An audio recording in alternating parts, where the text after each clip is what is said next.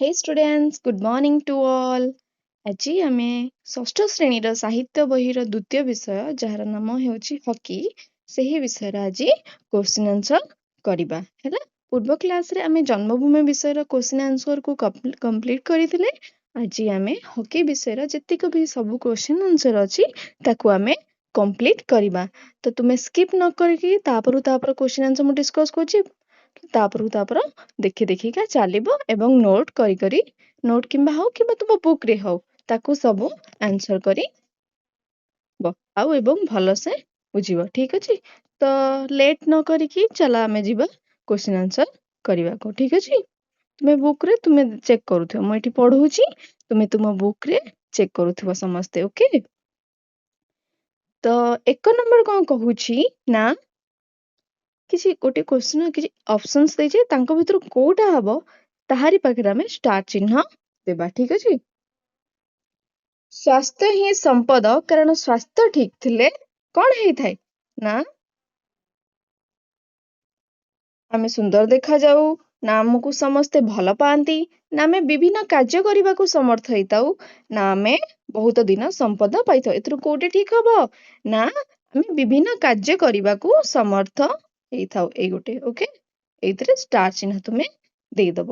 Next ତାପର question କୁ ଦେଖିବା କଣ ଦେଇଛି। ଲୋକମାନେ ମେଜର ଧ୍ୟାନଚାନ୍ଦକୁ ହକିର ଯାଦୁକର ବୋଲି ଆଖ୍ୟା ଦେଇଥିଲେ। ତାର କାରଣ କଣ? ଲୋକମାନେ ଧ୍ୟାନଚାନ୍ଦକୁ ବହୁତ ଭଲ ପାଉଥିଲେ, ନା ତାଙ୍କ ହକି ବାଡିର ଅନ୍ୟାନ୍ୟ ବୈଶିଷ୍ଟ୍ୟ ଥିଲା, ନା ହକିରେ ସେ ଚମକପ୍ରଦ ଖେଳ ଖେଳୁଥିଲେ, ନା ସେ ଭାରତୀୟ ହକି ଖେଳ ଦଳର ନେତୃତ୍ୱ ନେଇଥିଲେ। ଆଙ୍କ ଭିତରୁ କୋଉଟା ହବ ନା ହକିରେ ସେ ଚମକପ୍ରଦ ଖେଳ ଖେଳୁଥିଲେ, ହେଲା। ଏଇ ଗୋଟେ ଗଟେ ଥାର୍ଡରେ ଯୋଉଟା ଅଛି ସେଇଟା ହବ ଆନ୍ସର। ତାପରେ କ୍ୱେଶ୍ଚିନ୍ କୁ ଯିବା। କହୁଛି ପାଠରୁ କିଛି ମନୋନୀତ ଶବ୍ଦ ନିମ୍ନରେ ଦିଆଯାଇଛି, ନିଜ ଦଳରେ ଏହା ଉପରେ ଆଲୋଚନା କରି ସେଗୁଡିକ ଠିକ ଅର୍ଥ ବା ବ୍ୟାଖ୍ୟା ସହିତ ଯୋଡ଼। ଏହା ପାଇଁ ଆବଶ୍ୟକ ପଡ଼ିଲେ ତୁମେ ଇଣ୍ଟରନେଟ, ଅଭିଧାନ, ଶିକ୍ଷକଙ୍କ ସହାୟତା ନେଇପାରିବ। ଏଠି କଣ କହୁଛି ନା କିଛି ଶବ୍ଦ ଦେଇଛି, ତା ସହିତ ସମ୍ବନ୍ଧିତ କିଛି ବାକ୍ୟ ଦେଇଛି, କୋଉଠି କାହା ସହିତ ସମ୍ପର୍କ ଅଛି, ଆମକୁ ତାକୁ ତାହା ସହିତ ଯୋଡିବାର ଅଛି, ଠିକ ଅଛି। ଚାଲ ଦେଖିବା କଣ ସବୁ ଦେଇଛି। ନା ଝାନ୍ସୀ କଣ ନା ଝାନ୍ସୀ ହଉଛି ହକି ଖେଳାଳି ଧ୍ୟାନଚାନ୍ଦଙ୍କ ଜନ୍ମସ୍ଥାନ, ହେଲା। ଝାନ୍ସୀ ହେଉଛି ହକି ଖେଳାଳି ଧ୍ୟାନଚାନ୍ଦଙ୍କ ଜନ୍ମସ୍ଥାନ। ହକି ଷ୍ଟିକ୍ କଣ? ହକି ଷ୍ଟିକ୍ କଣ? ହକି ଖେଳାଳି ହାତରେ ଧରି ଖେଳୁଥିବା ଗୋଟିଏ କଣ ବାଡିକୁ ବୁଝାଏ। ଟୋକିଓ ଗୋଟିଏ କଣ ନା ଟୋକିଓ ହଉଛି ଏକ ସହର, ଏହା ଜାପାନର ରାଜଧାନୀ ଅଟେ। ବ୍ୟାୟାମକୁ କାହା ସହିତ ନେଇକି ଯୋଡିବା? ନିୟମିତ ଶାରୀରିକ ଅଙ୍ଗ ଚାଳନକୁ କୁହାଯାଏ ବ୍ୟାୟାମ, ଗୋଟିଏ ଅଙ୍ଗ ଚାଳନର ଗୋଟିଏ କୌଶଳ, ହେଲା। ମାଇକେଲ କିଣ୍ଡୁ କିଏ? ମାଇକେଲ କିଣ୍ଡୁ ହଉଛନ୍ତି ଓଡିଶାର ଜଣେ ହକି ଖେଳାଳି। ସେ 1975 ମସିହାରେ ଅନୁଷ୍ଠିତ ବିଶ୍ୱ ହକି ପ୍ରତିଯୋଗିତାରେ ଭାଗ ନେଇ ଭାରତକୁ ବିଶ୍ୱ ବିଜୟୀ କରିଥିଲେ ଏବଂ ତାଙ୍କ ଘର ଓଡିଶାର ସୁନ୍ଦରଗଡରେ ଅବସ୍ଥିତ। ମାଇକେଲ କିଣ୍ଡୁ ହେବ ଏଇ ଗୋଟେ, ହେଲା। ଅଲମ୍ପିକ କଣ? ଅଲମ୍ପିକ ହଉଛି ଏକ ଆନ୍ତର୍ଜାତୀୟ ଖେଳ, ଏହା ପ୍ରତି 4 ବର୍ଷରେ ଥରେ ଖେଳା ଯାଇଥାଏ, ହେଲା। ତାପରେ କ୍ୱେଶ୍ଚିନ୍ କୁ ଯିବା।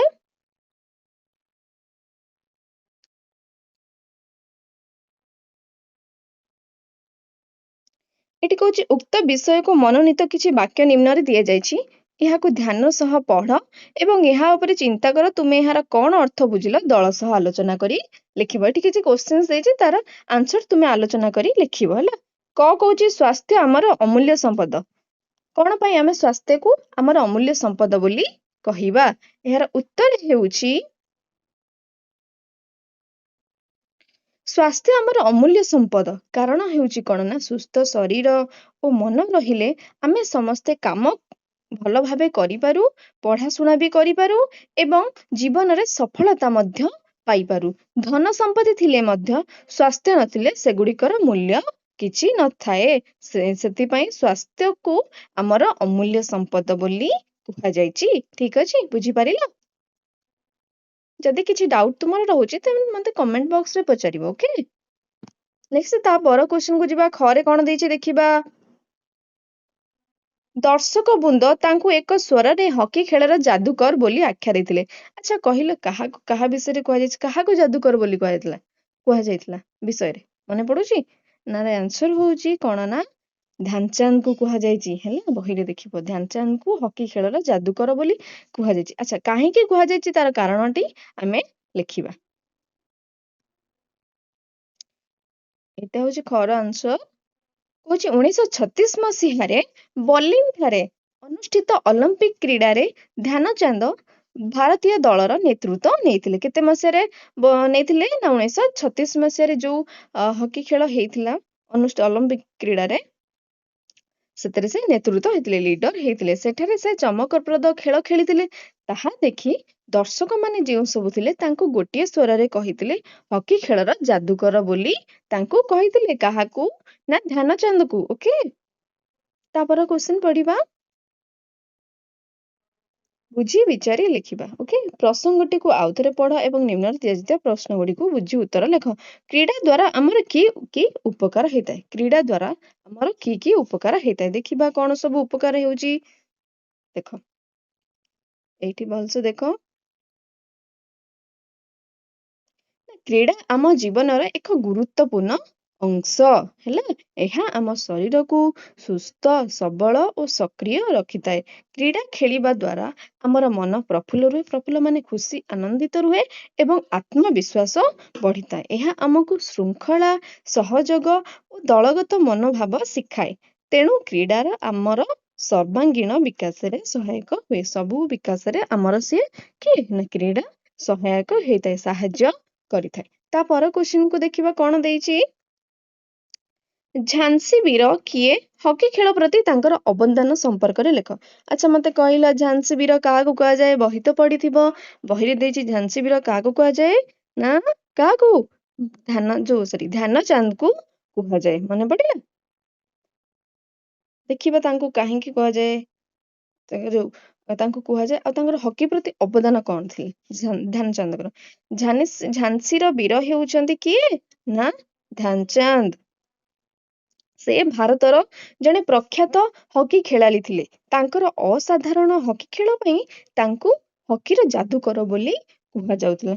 ହେଲା, ସେ ଭାରତକୁ ଅନେକ ଆନ୍ତର୍ଜାତୀୟ ପ୍ରତିଯୋଗିତାରେ ବିଜୟୀ କରିଥିଲେ ଏବଂ ଅଲିମ୍ପିକରେ ସ୍ୱର୍ଣ୍ଣ ପଦକ ଜିତିବାରେ ମଧ୍ୟ ତାଙ୍କର ବଡ ଅବଦାନ ରଖିଥିଲେ। ହେଲା, ତାଙ୍କର ଅବଦାନ ଯୋଗୁ ଭାରତୀୟ ହକି ବିଶ୍ୱରେ ଖ୍ୟାତି ଲାଭ କରିଛି, ନାମ ଅଧିକା କମେଇଛି। ହେଲା, ଏଥର ଜାଣିପାରିଲ ଝାନ୍ସୀର ବୀର କିଏ ନା ଧ୍ୟାନଚାନ୍ଦ। ଓକେ, ତାପରେ କ୍ୱେଶ୍ଚନ କୁ ପଢିବା କଣ ଦେଇଛି ଦେଖିବା। ଧ୍ୟାନଚାନ୍ଦଙ୍କ ଅସାଧାରଣ କ୍ରୀଡା ନୈପୁଣ୍ୟ ଦେଖି ଲୋକମାନେ ସନ୍ଦେହ କଲେ ଯେ ସେ କବାଡି ବ୍ୟବହାର କରୁଛନ୍ତି। ଉକ୍ତ ବାକ୍ୟଟିକୁ ପଢିଲେ ଏମିତି ଲାଗେ ଯେପରି ଲେଖକ ଧ୍ୟାନଚାନ୍ଦଙ୍କ ଅସାଧାରଣ ଦକ୍ଷତାକୁ ପାଠକଙ୍କ ସହ ପରିଚିତ କରାଇଛନ୍ତି। ତୁମେ ଯଦି ଧ୍ୟାନ ଦେବ ତେବେ ଏହି ପାଠରେ ଏପରି ଅନେକ ବିଶେଷ କଥା ତୁମକୁ ନଜର ଆସିବ। ଏହି ପାଠକୁ ଆଉଥରେ ପଢ। କ୍ୱେଶ୍ଚନ କଣ ଦେଇଛି ପଢିବା। ସାଙ୍ଗମାନଙ୍କ ସହ ଦଳରେ ବସି ଏହି ପ୍ରସଙ୍ଗରେ ଥିବା ବିଶେଷ କଥାକୁ ଆଲୋଚନା କରି ତାଲିକା ପ୍ରସ୍ତୁତ କର। ପ୍ରସ୍ତୁତ କରିଥିବା ତାଲିକାକୁ ଶ୍ରେଣୀରେ ଉପସ୍ଥାନ କରିବା। ଓକେ, ତ ତାର ଦେଖିବା କଣ କହୁଛି ଆନ୍ସର।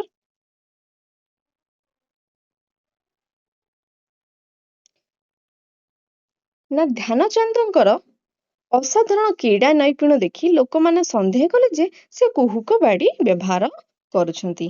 ଏହାର କାରଣ ହେଉଛି ସେ ହକି ବଲକୁ ଏତେ ଚମତ୍କାର ଭାବରେ ନିୟନ୍ତ୍ରଣ କରୁଥିଲେ ଯେ ଦେଖିଲେ ଲାଗୁଥିଲା ବଲଟି ତାଙ୍କ ଷ୍ଟିକରେ ଯେପରି ଲାଗି ରହୁଛି। ଏପରି ଅଦ୍ଭୁତ ଖେଳ ଦେଖି କିଛି ଲୋକ ଭାବୁଥିଲେ ଯେ ତାଙ୍କ ଷ୍ଟିକରେ କୌଣସି ଯାଦୁ ବା କୁହୁକ ଶକ୍ତି ଅଛି, କିନ୍ତୁ ପ୍ରକୃତରେ ଏହା ତାଙ୍କର କଠିନ ପରିଶ୍ରମ ଆଉ କଣ ଅଭ୍ୟାସ, ଅସାଧାରଣ ଦକ୍ଷତାର ଫଳ ଥିଲା। ଲୋକେ ମାନେ ଭାବୁଥିଲେ ଏଇଟା ଗୋଟେ ମ୍ୟାଜିକ ହଉଛି କି, କିନ୍ତୁ ଏହା ତାଙ୍କର କଠିନ ପରିଶ୍ରମର ଫଳ ଥିଲା।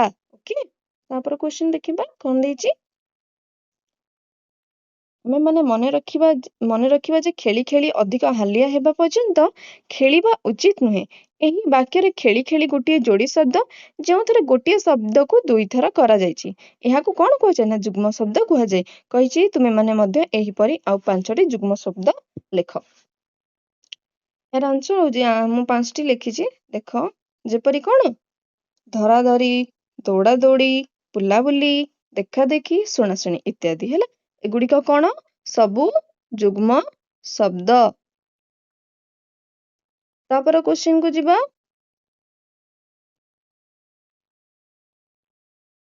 ହକି ଖେଳରେ ନିୟମ କାନୁନ ପ୍ରସ୍ତୁତ ହୋଇଥାଏ। ଏହି ବାକ୍ୟରେ ମଧ୍ୟ ତୁମେ ଗୋଟିଏ ଯୁଗ୍ମ ଶବ୍ଦ ଦେଖିପାରୁଛ। କିଏ ସିଏ?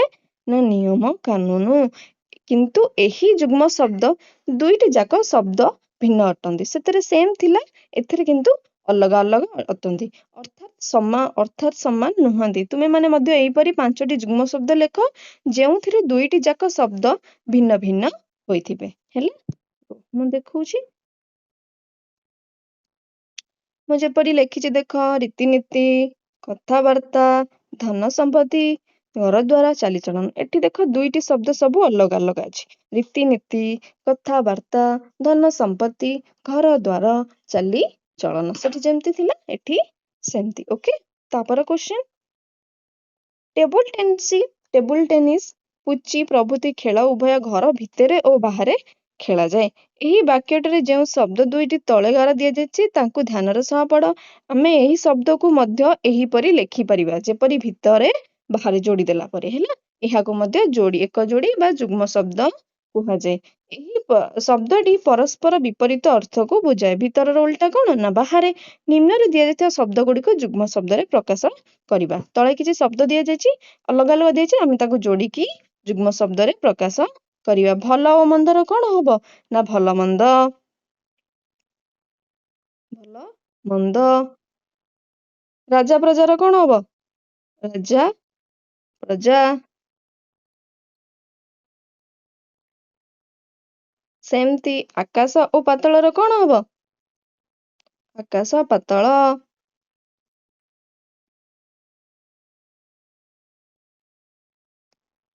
ତାପରେ କ୍ୱେଶ୍ଚିନ୍, ଗୁରୁ ଓ ଶିଷ୍ୟର କଣ ହବ? ନା ଗୁରୁ ଶିଷ୍ୟ। ଗୁରୁ ଶିଷ୍ୟ।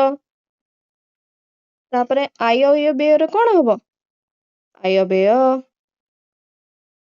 ଆୟ ବ୍ୟୟ।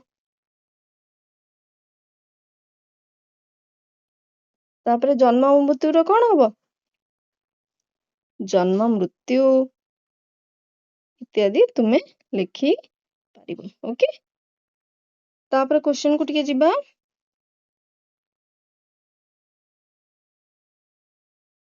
ତାପରେ କ୍ୱେଶ୍ଚିନ୍ କୁ ଯିବା ଟିକେ। ଏଠି କହୁଛି ଧ୍ୟାନଚାନ୍ଦ ହିଁ ଆମ କ୍ରୀଡ଼ା ଜଗତର ଏକ ଅମିଳନ ପ୍ରତିଭା। ତଳେ ଆଉଟା ଲାଇନ୍ ଦେଇଛି, ଧ୍ୟାନଚାନ୍ଦ ଆମ କ୍ରୀଡ଼ା ଜଗତର ଏକ ଅମିଳନ ପ୍ରତିଭା। ଏହି ଦୁଇଟି ବାକ୍ୟରେ ଏଥିପ୍ରତି ଧ୍ୟାନ ଦିଅ ଓ କୁହ, ଠିକ ଭାବରେ ଚିହ୍ନଟ କର। କଣ ପାର୍ଥକ୍ୟ ଅଛି? ଦେଖ, ଉପର ବାକ୍ୟରେ ହିଁ ଅଛି, ତଳ ବାକ୍ୟରେ ହିଁ କେବଳ ନାହିଁ। ଏହି ଗୋଟିଏ ଶବ୍ଦ ନଥିବାରୁ ବାକ୍ୟର ଅର୍ଥ ସାମାନ୍ୟ ପାର୍ଥକ୍ୟ ଆସୁଛି। ହେଲା,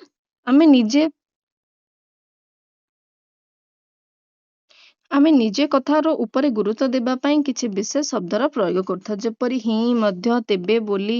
ପାଠରୁ ଏହିଭଳି ଶବ୍ଦ ଥିବା ବାକ୍ୟକୁ ବାଛ। ଧ୍ୟାନ ଦିଅ, ଯଦି ବାକ୍ୟରେ ଏହି ଶବ୍ଦ ଗୁଡ଼ିକ ନଥାନ୍ତା ତେବେ ଏହାର ଅର୍ଥ ଉପରେ ଏହି ଶବ୍ଦ ଗୁଡ଼ିକର କଣ ପ୍ରଭାବ ପଡ଼ିଥାନ୍ତା। ମୁଁ ଗୋଟିଏ ବାକ୍ୟ ତୁମ ହକି ବିଷୟରୁ ବାହାର କରି ଲେଖିଛି, ଟିକେ ଚାଲ ସେଇ ବିଷୟରେ ଦେଖିବା। ତୁମେ ଆଉ ବି ମଧ୍ୟ ବାକ୍ୟ ବାହାର କରି ପାରିବ। ହେଲା, ସେ କହୁଛି ଖେଳି ଖେଳି, ଟିକେ ରୁହ। ଖେଳ ଖାଲି ଆମକୁ ଆନନ୍ଦ ଦିଏନି, ଆମ ଶରୀର ଗଠନରେ ମଧ୍ୟ ସାହାଯ୍ୟ କରେ। ହେଲା, ଦେଖ ଏଥର ମଧ୍ୟ ୟୁଜ୍ ହେଇଛି। ତାପର ବାକ୍ୟରେ ଯଦି ଆମେ ମଧ୍ୟ ୟୁଜ୍ ନ କରିବା, ବ୍ୟବହାର ନ କରିବା, କଣଟା ଅସୁବିଧା ହବ ଦେଖିବା। ଦେଖ, ଏଠି ମୁଁ ଏଇ ବାକ୍ୟରେ ମଧ୍ୟ ୟୁଜ୍ କରି ନାହିଁ। ସେ କହୁଛି ଯଦି ଆମେ ଏହି ହିଁ ମଧ୍ୟକୁ ବ୍ୟବହାର ନ କରିବା ତାହେଲେ କଣ ଅସୁବିଧା ହୁଏ। ମଧ୍ୟ ୟୁଜ୍ କରିବା ଫଳରେ ବାକ୍ୟକୁ କିଛି ଅଧିକ ଗୁରୁତ୍ୱପୂର୍ଣ୍ଣ ଆମେ ଦେଇଥାଉ। ନହେଲେ ଯଦି ହିଁ ମଧ୍ୟ ବ୍ୟବହାର କରିବା ନାହିଁ ତାହେଲେ ସେ ବାକ୍ୟଟି ସାଧାରଣ ଭଳି ଲାଗିବ, ତାର କିଛି ବିଶେଷ ରହିବ ନାହିଁ, ତାହା ଏତେ ଗୁରୁତ୍ୱପୂର୍ଣ୍ଣ ଲାଗିବ ନାହିଁ। ତ ହିଁ ମଧ୍ୟ ଯୋଗ ନ କଲେ କଣ ଅସୁବିଧା ହୁଏ? ନା ଏଠାରେ ହିଁ ମଧ୍ୟ ଶବ୍ଦର ଯୋଗ ଦ୍ୱାରା ବାକ୍ୟକୁ ଅଧିକ ବିଶେଷ ଦିଆଯାଏ, କିନ୍ତୁ ଏହି ସବୁ ଶବ୍ଦ ଯୋଗ ନ କରାଗଲେ ବାକ୍ୟର ଅଧିକ ବିଶେଷ କମିଯାଏ ବା ଅଧିକ ଗୁରୁତ୍ୱ କମିଯାଇଥାଏ। ହେଲା, ଏଇଠି ତୁମର ହକି ବିଷୟର ସବୁ କ୍ୱେଶ୍ଚିନ୍ ଆନ୍ସର ସରିଗଲା। ହେଲା, ଯଦି କିଛି ଡାଉଟ୍ ଅଛି ତାହେଲେ ତୁମେ ମାନେ ମତେ କଣ କମେଣ୍ଟ ବକ୍ସରେ ପଚାରିବ। ଆଉ ଭିଡ଼ିଓ ଯଦି ଭଲ ଲାଗିଥିବ ଲାଇକ୍ କରିଦେବ। ଆଉ ଚ୍ୟାନେଲକୁ ମଧ୍ୟ ସବସ୍କ୍ରାଇବ୍ କରିବ, କାରଣ ମୁଁ ଏହା ପରକୁ ପର ତୁମର ଗୋଟେ ପରେ ଗୋଟେ ସବୁ ବିଷୟକୁ କଭର ଅପ୍ କରିଚାଲିବି ଏବଂ ତାର କ୍ୱେଶ୍ଚିନ୍ ଆନ୍ସର ବି ସବୁ ଡିସ୍କସ୍ କରିବି। ଓକେ, ତ ତୁମର ଏଇଠି ମୁଁ ଏଇ ଭିଡ଼ିଓକୁ ଏଣ୍ଡ କରୁଛି। Bye bye students.